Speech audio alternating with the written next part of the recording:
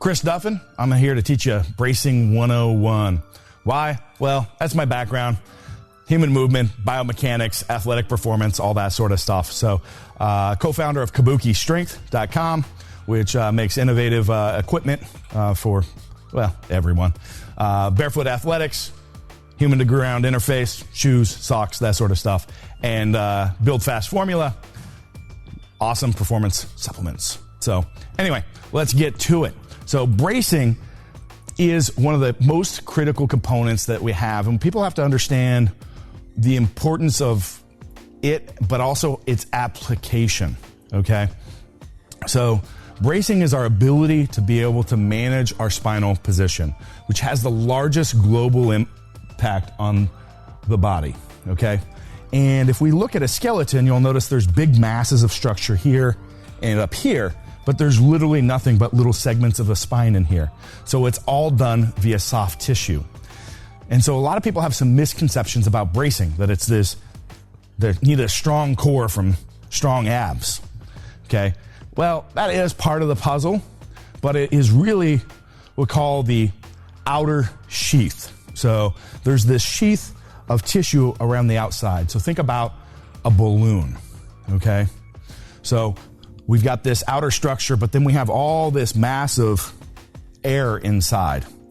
Well, it's more than just air, so we could think about maybe a hot water balloon. So bracing is those two things working in against each other. One is the pressure inside pushing out, as well as the elastic crushing in. So it's not one or the other. It is both working in concert, okay? So the outer sheath is our rectus, transverse abdominis, obliques, and thoracolumbar musculature around the back. So it's all of that. It is not belly breathing, just this forward breathing. It's really important to understand those distinctions, because anytime that we have a spike anywhere else, we're gonna have spikes and gaps. We're gonna have losses. It's just not a good pattern. So we wanna look at things and what's gonna have the largest global impact first. So that is going to be our spine, and thus also breathing and bracing as it affects it, because that's how we stabilize it. And actually, a lot of people don't realize posture can affect your breathing as well. So both of you guys, go ahead and just arch back a little bit. Doesn't have to be excessive. Take a big breath and try to expand through your torso. Doesn't really work for you. Come back to neutral and do the same thing. So yeah, you can feel the difference. Like, yeah. So this position plays a big role. Yeah, so yeah. So if you're not experienced with like pelvis position or ribcage position, just walk through some extension, crunching, kind of back and forth. And what we want to find is just what's neutral, this neutral position here, okay? Our standing position. So just find that spot in the middle. Good. Excellent. So what we've got here, I want to be aware of this bottom portion of the rib cage right here and the top of the pelvis right here.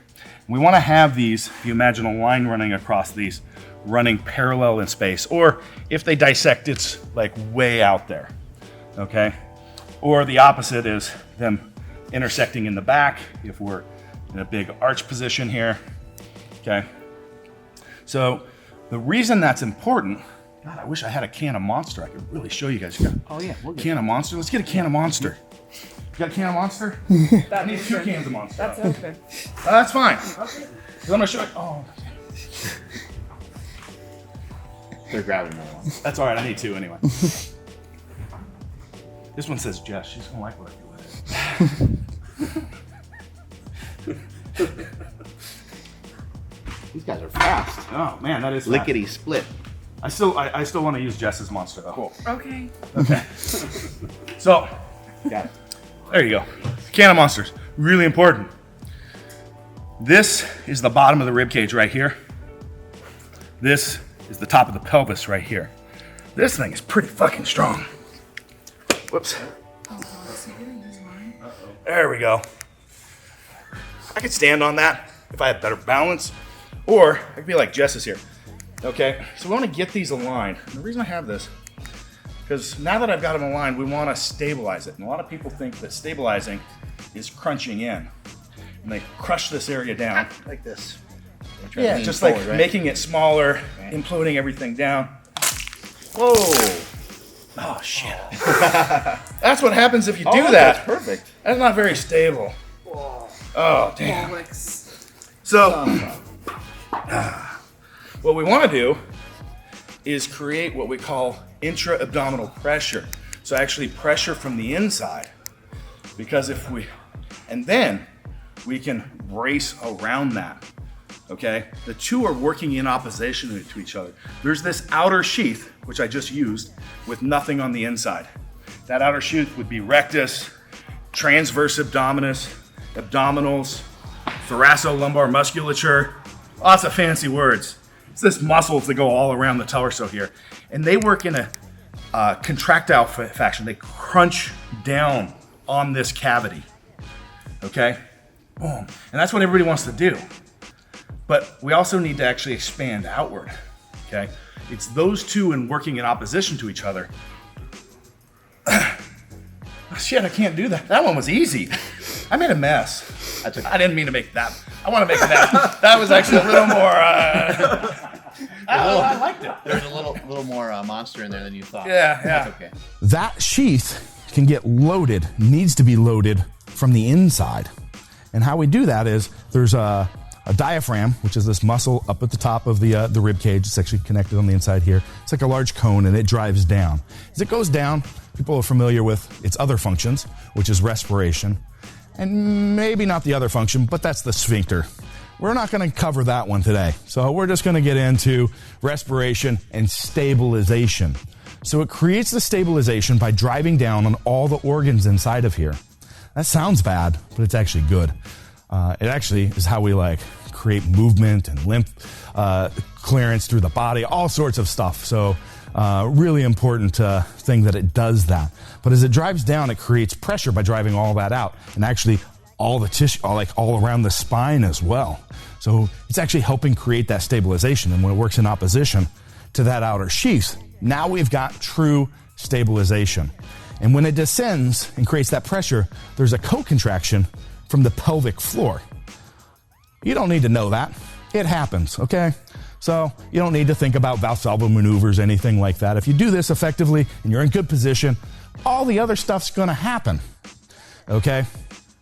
So to have this happen, though, we have to have these two working in opposition to each other. So you can't be in an extended position or a massively crunched position. You need to be in a neutral standing posture, given that you're not trying to walk to the beach to show off the chest or the boobs or whatever it is you're trying to show off, okay? So it needs to be here. And we're not talking crunched. So we don't want a forward shoulder roll, but we want to have this sternum this is elevated, boom, pinned. Okay, notice I did that without crunching. Boom, boom. So you can also think about just taking this here and driving it down, boom. You'll notice I'm in this great position here, okay? And we want to start with learning how to inflate, creating that intra-abdominal pressure. The best way to do this is to do it without breathing, okay? Breathing is the other function of the diaphragm, but if we separate these two, you'll be able to get that diaphragm to work more effectively, okay? So it's really great to teach that because everybody want to go, I got it, okay? Well, that's not got it, okay? So you'll notice my thumbs are in my side. These are in my obliques here. And even while standing and talking, I can actually be moving them in and out, okay? So we want to start with this. There's a lot of different points that we can check. So one is here. The other is low abdominum down here. I also like to check that lower thoracic area, lumbar musculature. This one will be a lot less movement, okay? But initiating here, whoop, thinking about driving down here and filling, will engage the diaphragm and start the process, okay? Whoop. And that's really all you got to think about. We talked about this outer sheath, but The outer sheath is a reactive force. So we have just eccentrically loaded that cavity. That means created pressure from the inside out, expanding 360 degrees in all directions. But now we're actually going to do an activity. Boom, put a bar on my back, deadlift. Doesn't matter what it is. There's going to be a reactive force. Take a punch, throw a punch. Doesn't really matter. Boom. The outer sheath will tighten. So you don't have to think about that as much. And that's a big problem that people have. So they'll want to focus on crunching first. And now they've made this cavity too small that I can't descend and create IAP within. This is where the belt comes in, okay? So a lot of people will wear a belt too tight. So the belt is just another external sheath that we can push against. Now, the addition of the belt does a couple things. One, it creates a very rigid external sheath that has no give. Right now, my external sheath has some give, has some expansion. That one doesn't. But it can also be used as a cue, because if we've got this tactile material all the way around, even into the back, it gives me something to think about pushing against. So that's really important, is that understand that you can actually use a belt for non-supportive purposes, even in the learning process. And to do that, you could also use like a stretchy belt. It doesn't really matter. Heck, you could take a Mark Bell knee wrap and wrap it around your torso. That'll give you that tactile push into it response. Now, here's the important thing with bracing. We have to understand that it's a continuum, okay? So bracing is not for everything all the time. You can't have it on 100%. Like if I tried to brace and go run, I'd be so locked down I'd barely be able to move, okay? If I tried to brace 100% on one plate all the way up to my working weights, I'd be spent, okay? So, and the other is, if we're using it 100%, what resource are we consuming? We're using the resource of the diaphragm, okay? The diaphragm is also used for respiration. So if you're doing activity that involves respiration and movement, you're gonna run into some problems. So the best of to think about this is a continuum on a dial, like a 1 through 10 dial, okay? 10 being the max. We could go to 11, right? Anyway, 1 through 10. At 1, it's all respiration. At 10, it's all bracing. And then on that, it overlaps, okay? So often the question I get is like, well, when do I breathe? It depends, okay? If I'm doing a 20 rep squat, I'm gonna be breathing on every rep so that I don't, well, die, you know? That's the point of breathing. And, but if I'm doing a 1 rep or a 3 rep max squat, I may not breathe at all, okay? Everything is on that, okay? It's 10 to the max, okay?